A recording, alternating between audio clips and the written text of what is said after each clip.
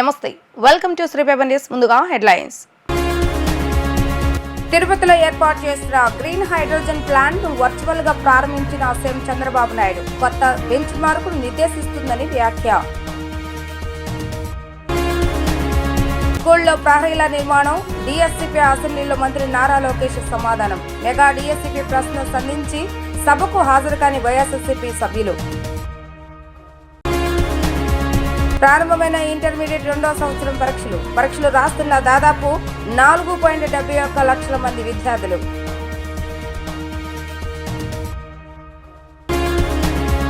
తిరుపతిలో hero futures energies సంస్థ ఏర్పాటు చేసిన గ్రీన్ హైడ్రోజన్ ప్లాంట్ ను సీఎం చంద్రబాబు నాయుడు వర్చువల్ గా ప్రారంభించారు. దాదాపు 1000 కోట్ల పెట్టుబడితో ఏర్పాటు చేసిన ఈ ప్లాంట్ ద్వారా సుమారు 2000 మందికి ఉపాధి లభించనుంది. ఏడాదికి 25 టన్నుల గ్రీన్ హైడ్రోజన్ ఉత్పత్తి సామర్థ్యంతో ఈ ప్లాంట్ రూపొందించుకోనుంది. హీరో ఫ్యూచర్ ఎనర్జీస్ చేపట్టిన ఈ ప్రాజెక్టు పారిశ్రామిక అవసరాల కోసం పిఎన్జి ఎల్పీజీతో గ్రీన్ హైడ్రోజన్ బ్లెండింగ్ కు సరికొత్త విధానాన్ని అనుసరిస్తోందని ఆయన తెలిపారు. ఈ సాంకేతికత కార్బన్ ఉద్గారాలను గణనీయంగా తగ్గిస్తుందని, భారతదేశ శక్తి పరివర్తనకు కొత్త బెంచ్ మార్కును నిర్దేశిస్తుందని వివరించారు. తిరుపతిలో ప్రవేశపెట్టిన స్కెల్బుల్ మోడల్ను రాష్ట్రంలోనూ ఇంకా దేశవ్యాప్తంగా ఇతర పరిశ్రమల్లోనూ అనుకరించవచ్చని చెప్పారు. స్వర్ణాంధ్ర విజన్ 2047 సాధనలో భాగంగా గ్రీన్ హైడ్రోజన్ ఉత్పత్తిలో ఆంధ్ర రాష్ట్రాన్ని ప్రపంచ కేంద్రంగా మార్చాలన్న లక్ష్యానికి ఇది తొలి అడుగని వెల్లడించారు. రాష్ట్ర ఇంటిగ్రేటెడ్ క్లీన్ ఎనర్జీ పాలసీ 2024 కింద 160 గెగావాట్ల పునరుత్పాదక ఇంధన సామర్థ్యాన్ని, క్లీన్ ఎనర్జీలో 10 ట్రిలియన్ పెట్టుబడిని సాధిస్తామన్న విశ్వాసం ఉందని అన్నారు. శిలాజ ఇంధనాలపై రాష్ట్రం ఆధారపడటం తగ్గించడానికి, ముడి చమురు దిగుమతులను తగ్గించడానికి, ఇంధన భద్రత విషయంలో రాష్ట్ర ప్రభుత్వం దృఢ నిశ్చయంతో ఉందని ఆయన తెలిపారు.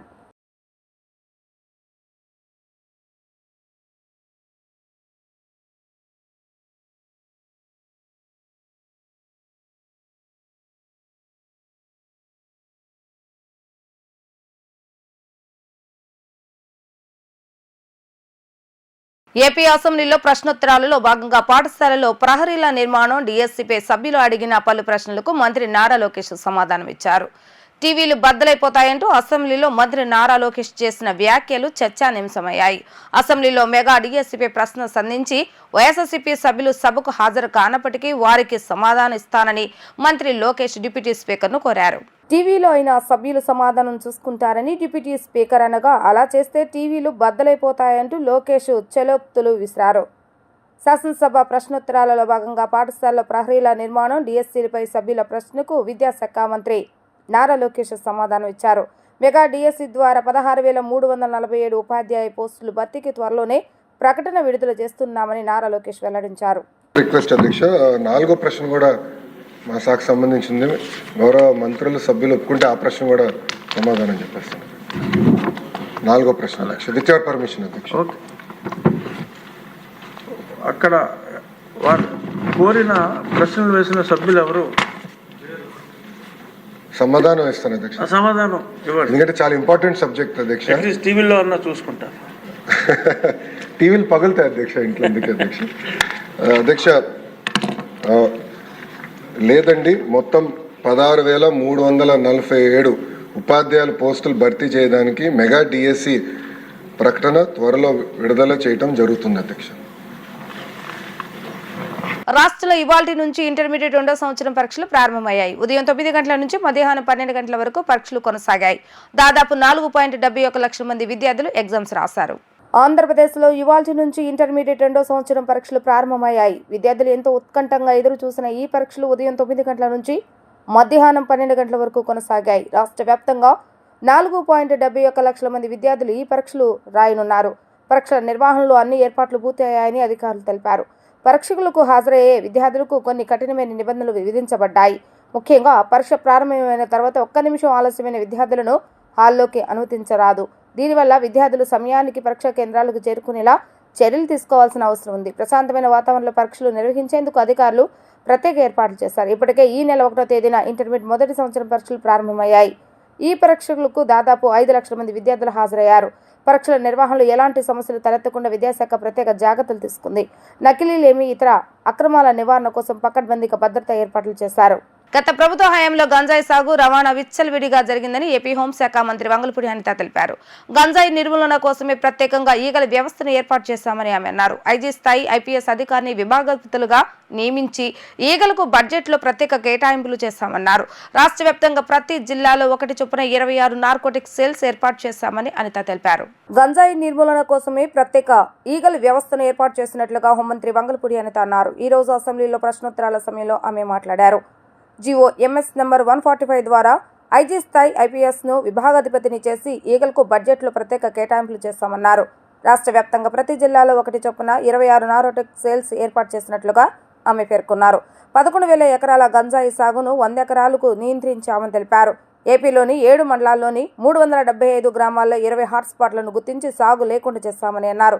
గంజాయి సాగుకు అలవాటు పడిన కుటుంబాలను కౌన్సిలింగ్ చేసి ప్రత్యామ్నాయ పంటలు వేసుకునేలా ప్రోత్సహించినట్లుగా ఆయన తెలిపారు.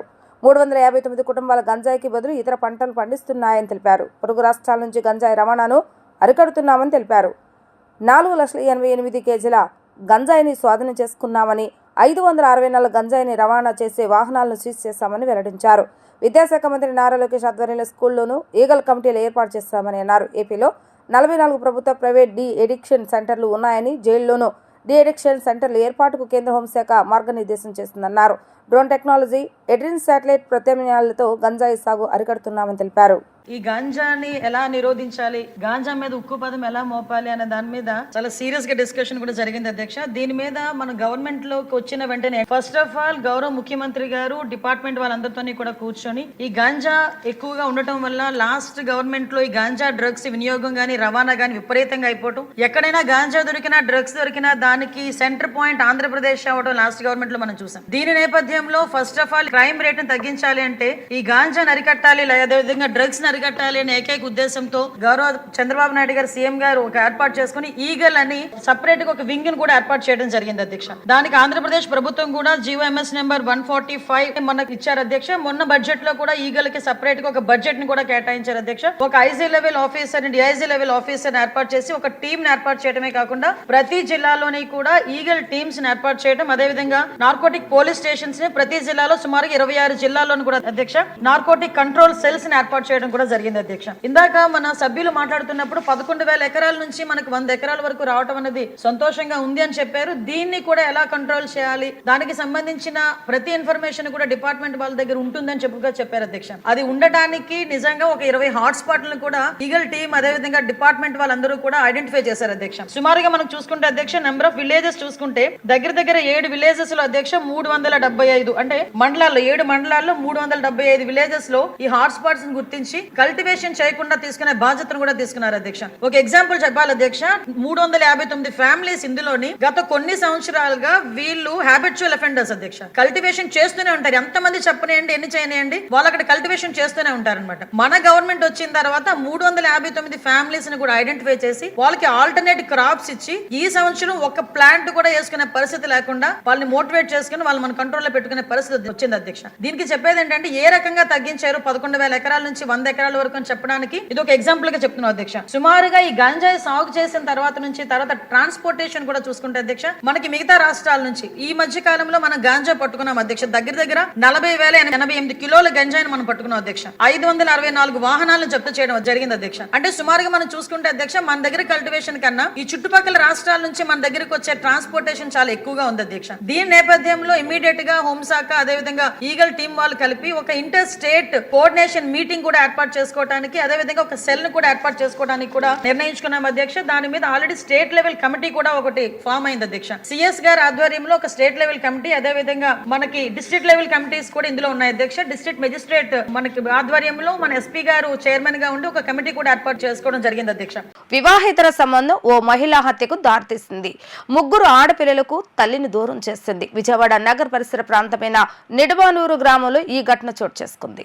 విజయవాడ రూరల్ మండలం నిడమానూరుకు చెందిన కావ్య రెయిన్బో హాస్పిటల్లో పనిచేసేది. ఈ క్రమంలో నిడమానూరుకు చెందిన లామ్ వాసుతో ఆమెకు వివాహేతర సంబంధం ఏర్పడింది. 6 నెలల కిందట ఈ విషయం భర్త ప్రకాష్కు తెలియటంతో ఆమెను ఉద్యోగం మాన్పించారు. కావ్య అప్పటి నుంచి వాసుతో మాట్లాడటం మానేసింది. అప్పటి నుంచి వాసు కావ్యను బెదిరించడం మొదలుపెట్టాడు. భర్త ప్రకాష్ బెన్ సర్కిల్ సమీపంలోని ఓ హోటల్కు వంట పనికి వెళ్లడంతో కావ్య పిల్లలతో పాటు తన తాతతో కలిసి ఇంట్లో పడుకుంది. లాంవాస్ అర్ధరాత్రి 12 గంటల సమయంలో కావ్య ఇంటికి చేరుకొని ఆమెతో గొడవపడ్డాడు. చున్నీతో కావ్య మెడకు బిగించి హత్య చేశాడు. పక్క గదిలో ఉన్న ఆమె తాతయ్య చూసి కేకల వేగా అక్కడి నుంచి పరారయ్యాడు. పోలీసులు సంఘటనా స్థలానికి చేరుకుని ఆమె మృతదేహాన్ని పోస్టుమార్టం నిమిత్తం విజయవాడ ప్రభుత్వ హాస్పిటల్కి తరలించారు.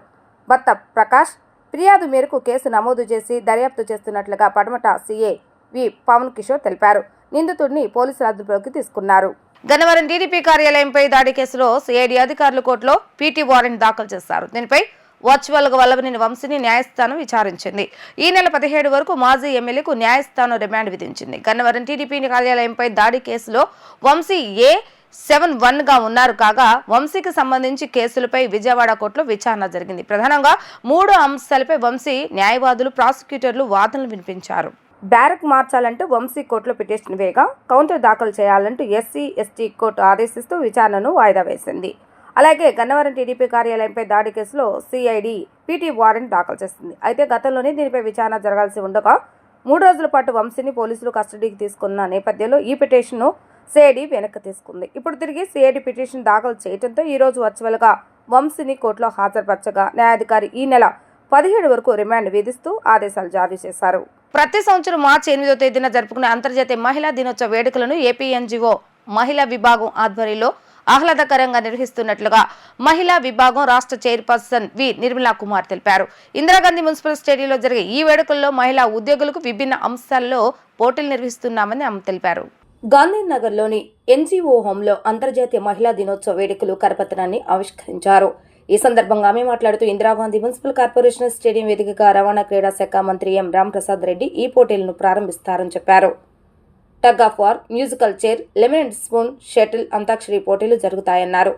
ఏపీ ఎన్జీఓ హోం వేదికగా 5 చెస్, క్యారమ్స్, తెలుగులో వ్యాసరచన, 1 నిమిషం పాటు ఎటువంటి ఆంగ్ల పదాలు వాడకుండా తెలుగులో ప్రసంగించే పోటీలలో మహిళా ఉద్యోగులు పెద్ద ఎత్తున పాల్గొనాలని పిలుపునిచ్చారు. ఈ పోటీల్లో గెలుపొందిన విజేతలకు 8వ తేదీన గాంధీనగర్లోని ఎన్జీఓ హోంలో జరిగే బహుమతి ప్రధానోత్సవ కార్యక్రమంలో ఆంధ్రప్రదేశ్ రాష్ట్ర బలహీన వర్గాల శాఖ మంత్రి S Savitha, handlooms and textiles విభాగం కమిషనర్ రేఖారాణి ముఖ్య అతిథులుగా పాల్గొంటారని వివరించారు. ఏపీ ఎన్జిఓ మహిళా విభాగానికి రాష్ట్ర అధ్యక్షురాలుగా పనిచేస్తున్నాను. మరి అంతర్జాతీయ మహిళా దినోత్సవం మార్చి 8 అన్నది సంగతి అందరికీ తెలిసిందే. మరి ప్రతి సంవత్సరం అంతర్జాతీయ మహిళా దినోత్సవాన్ని పురస్కరించుకొని రాష్ట్ర మహిళా విభాగం తరపున మరి ఇక్కడ విజయవాడలో పెద్ద ఎత్తున సాంస్కృతిక కార్యక్రమాలు, ఆటల పోటీలు, వెలిటీ ఫంక్షన్ నిర్వహించడం జరుగుతుంది. అట్లాగే సైమల్టేనియస్గా ప్రతి జిల్లాలో కూడా ఆ జిల్లా యంత్రాంగులు, అక్కడ చైర్పర్సన్ వాళ్ళు కూడా స్టేట్ అంతా కూడా జిల్లా వైజ్ అక్కడ ఫంక్షన్ చేస్తారు. స్టేట్లో కూడా ఇక్కడ జరుగుతుంది. మరి దానిలో భాగంగా ఈ సంవత్సరం మార్చి 8న పురస్కరించుకొని మార్చి 4వ తారీఖున, 5వ తారీఖున, 6వ తారీఖున సాంస్కృతిక కార్యక్రమాలు, గేమ్స్ కండక్ట్ చేయడం జరుగుతుంది. అలాగే వెలిటీ ఫంక్షన్ 8వ తారీఖు జరుగుతుంది. మరి ఈసారి మరి ఎన్నడూ లేని విధంగా మరి మన రాష్ట్ర అధ్యక్షులు శివారెడ్డి గారు, సాగర్ గారు ఆధ్వర్యంలో మరి స్టేడియంలో కూడా మరి గత 3 సంవత్సరాలు స్టేడియంలో నిర్వహించలేకపోయాము. ఈ సంవత్సరం మాత్రం మరి మహిళలందరికీ కూడా అన్నింటిలో కూడా పార్టిసిపేట్ చేయాలి, మరి ఏది కూడా తీసుకోకుండా చేయాలనే ఉద్దేశంతో మరి 4వ తారీఖున స్టేడియంలో 4 రకాల గేమ్స్ నిర్వహిస్తారని. Tug of war, musical chairs, lemon and spoon, antakshari. అదేవిధంగా 5వ తారీఖున కూడా చెస్, క్యారమ్స్, వ్యాసరచన, 1 నిమిషం తెలుగులో మాట్లాడడం సంఘంలో నిర్వహిస్తారు. అలాగే స్టేడియంలో షటిల్, బ్యాడ్మింటన్, సింగిల్స్, డబుల్స్ నిర్వహిస్తారు. మరి ఈ ఆటల పోటీలన్నిటికీ కూడా ప్రభుత్వం వారు మాకు నిన్ననే పర్మిషన్ కూడా ఇచ్చారండి. మెమో ఇచ్చి 4వ తారీఖు హాఫ్ డే, 5వ తారీఖు హాఫ్ డే, 8వ తారీఖుని వారికి కూడా ఈ మహిళా ఉద్యోగులందరూ కూడా మా తరఫున సాగర్ గారికి, శివారెడ్డి గారికి మరి వారి ద్వారా ప్రభుత్వానికి కూడా మేము కృతజ్ఞత తెలియజేస్తాం. మరి అవకాశం మాకు కల్పించినందుకు. మరి అంతర్జాతీయ మహిళా దినోత్సవం మార్చి 8న జరుపుకుంటున్న విషయం అందరికీ తెలిసినటువంటి విషయం. మరి ఈ సందర్భంగా ఏపీ ఎన్జీఓస్ అసోసియేషను మహిళా ఉద్యోగులని ఉద్దేశించి 4, 5 తారీఖుల్లో క్రీడలు, సాంస్కృతిక కార్యక్రమాలు ఏర్పాటు చేయడం జరిగింది. ఇందులో భాగంగా మరి మహిళలు చిన్న సమయం కూడా లేకుండా ఎంతో బిజీగా ఉన్నటువంటి లైఫ్లో వాళ్ళకి ఆ 3 రోజులు ఆ తర్వాత ఒక ఛార్జింగ్ లాగా ఉపయోగపడుతుందని చెప్పనేసి వీళ్ళని మానసికమైనటువంటి ఉల్లాసము, ఉత్తేజాన్ని కల్పించాలనేటటువంటి ఉద్దేశంతో ఈ కార్యక్రమాలన్నీ కూడా ఏర్పాటు చేయడం జరిగింది. అయితే ఈ సంవత్సరం 25వ సంవత్సరంలో ప్రాధాన్యంగా 3 లక్ష్యాలని మన ఇంటర్నేషనల్ ఉమెన్స్ డేలో ఏర్పాటు చేసుకోవడం జరిగింది. మరి దానిలో భాగంగా ముఖ్యంగా మనకి ప్రధానమైనటువంటిది మనకి లింగ వివక్ష, అలాగే హింస, అలాగే మహిళా సాధికారతపై దృష్టిని సారించి ఆ విధంగా ఆ లక్ష్యాలను సాధించే విధంగా అడుగులు ముందుకు వేయాలని నిర్ణయించడం జరిగింది. అయితే 4, 5, 6 తారీఖుల్లో జరిగేటటువంటి క్రీడలు, సాంస్కృతిక కార్యక్రమాల్లో ప్రతి ఒక్క మహిళా ఉద్యోగి పాల్గొని మరి ఏపీ ఎన్జీఓస్ అసోసియేషన్ వారు ఏర్పాటు చేసినటువంటి మంచి బహుమతులను కూడా గెలుచుకోవాలని, అలాగే పెద్ద ఎత్తున మహిళలు పాల్గొని మన యొక్క మహిళా బలాన్ని ప్రభుత్వం ముందు కూడా మనం చూపించుకోవాల్సిన అవసరం, మన డిమాండ్స్ని తీసుకునేటటువంటి విధానంలో మనం ముందుకు వెళ్ళాలని కూడా నేను తెలియపరుస్తున్నాను.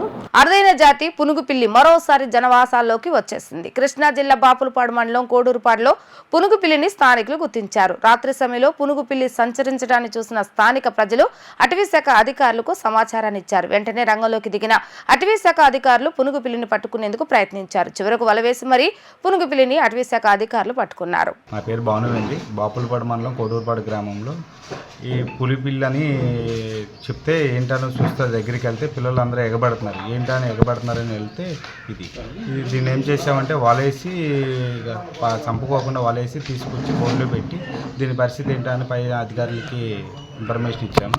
అలా అధికారులు వాళ్ళు వస్తున్నారంటే దానికోసం ఇచ్చేస్తాం. మీకు వెంటనే దొరికిపోయిందండి అది? ఎమ్మటే దొరికిపోయిందండి. అంటే దీన్ని పట్టుకుంటే కూడా చాలా కష్టం అంటున్నారు. అవును, ఎమ్మటే దొరికిందండి. వలేసాము, వాళ్ళ పడినమ్మటే బోన్లో పెట్టి ఎమ్మటే దొరికిపోయింది సార్. దొరికిపోయినప్పుడు ఇన్ఫర్మేషన్ ఇచ్చాము, వస్తున్నామని చెప్పారు సార్. ఎవరికి ఇన్ఫర్మేషన్ ఇచ్చారండి? పైన అధికారులకి ఇన్ఫర్మేషన్ ఇచ్చామండి, ఫారెస్ట్ వాళ్ళకి ఇన్ఫర్మేషన్ ఇచ్చాము, వాళ్ళు వస్తున్నామని చెప్పారు. సరే సార్ అని బోన్లో పెట్టి ఉంచాము సార్. ఎప్పుడు దొరికింది మీకు? రాత్రి 1:30, 2 అయింది సార్. 12ంటికి కనపడింది. 12ంటికి కనపడితే ఆ చెట్లలోనే ఉంది. ఎవరైనా చంపేస్తారో భయం వేసి మళ్ళీ వలేసి తీసుకొచ్చి బోన్లో పెట్టి చేసాం సార్. దీన్ని మీరు జాగ్రత్త చేయాలన్న ఆలోచన ఎందుకు వచ్చింది? చాలా మంది ఇది వెంకటేశ్వర స్వామికి ఇష్టమైనది పలాందని చెప్తే దాని గురించి జాగ్రత్త చేసి అప్పచెప్దామని జాగ్రత్త చేసింది సార్. 2021లో విజయవాడలో జరిగిన కర్నూలు రాహుల్ హత్య కేసులో తాము నిర్దోషులమని ఆ కేసులో నిందితులుగా ఉన్న పారిశ్రామికవేత్తలు కోగంటి సత్యం, కోరాడ విజయ్ కుమార్ స్పష్టం చేశారు. మాజీ మంత్రి పెద్దిరెడ్డి రామచంద్రరెడ్డి ఆయన తనయుడు మిథున్ రెడ్డి రాహుల్కు 50 కోట్ల మేర రుణాలు ఇచ్చారని, ఇంకా రాహుల్ అనేక మంది వద్ద అప్పులు తెచ్చుకున్నాడన్నారు. వారి రుణాలు వసూలు కోసం రాహుల్ హత్య జరిగిందని, ఇందులో తమ ప్రమేయం ఏమాత్రం లేదని అన్నారు. రాహుల్ హత్య జరిగిన సమయంలో సిపిగా ఉన్న బత్తిన శ్రీనివాసులతో ఎవరు ఫోన్లో మాట్లాడారో వెలికి తీస్తే వాస్తవాలు బయటకు వస్తాయని అన్నారు. ఈ కేసులో అప్పటి మంత్రి వెల్లంపల్లి శ్రీనివాస్ ద్వారా పెద్దిరెడ్డి సిపిపై ఒత్తిడి తెచ్చి ఎన్కౌంటర్ చేస్తామని బెదిరించి హంతకులతో తమ పేర్లు చెప్పించారని ఆరోపించారు. CM Chandrababu Naidu, deputy CM Pawan Kalyan, మంత్రి నారా లోకేష్ ఈ కేసును సిబిసిఐడితో విచారణ జరిపిస్తే వాస్తవాలు వెలుగు చూస్తాయని అన్నారు. నా పేరు కోగంటి సత్యం. మీకు ఎవరికి చెప్పాల్సిన అవసరం లేదు, కానీ చెప్తున్నాను.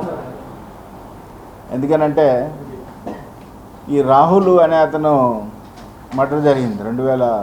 ఆ మర్డర్లో లేనిపోయింది నన్ను, మరి కోరాడ విజయ్ కుమార్ గారిని, మరి అట్లనే ఇంకా కొంతమందిని, ఒక 13 మందిని ఓ స్టోరీ అల్లి ఈ 2021 అండి, ఆగస్టు 2021లో జరిగిందండి.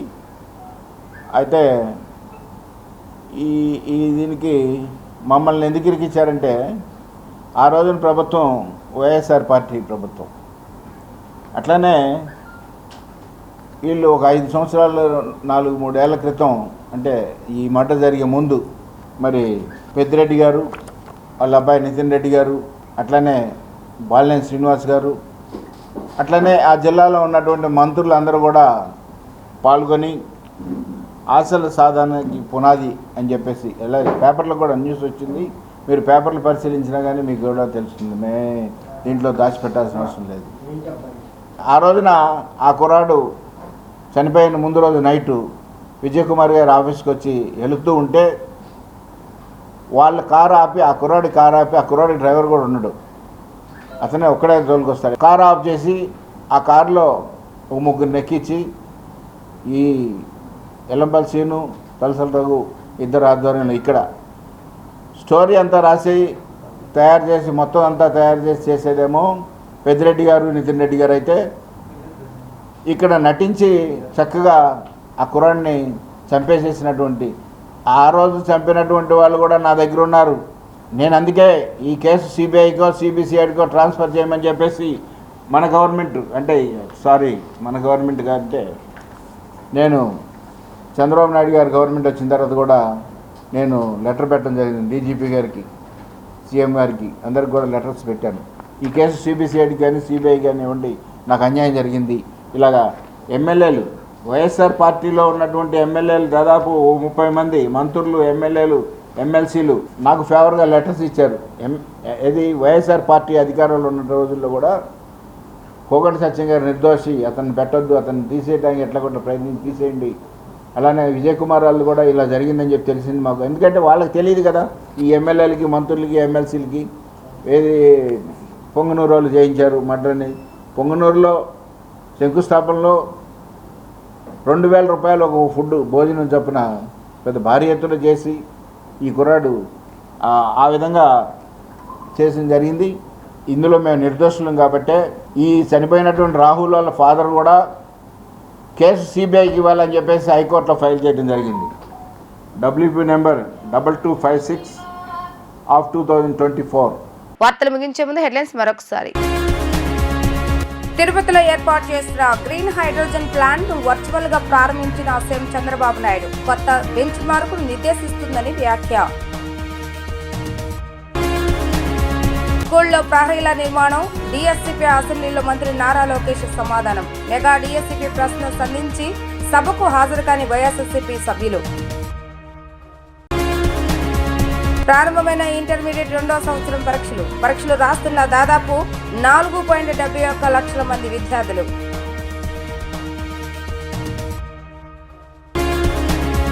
ఇవి ఈ రోజు వార్తా విశేషాలు. మరలా తిరిగి ప్రసారం అవుతారు. మళ్ళీ కలుద్దాం. అంతవరకు సెలవు. నమస్కారం.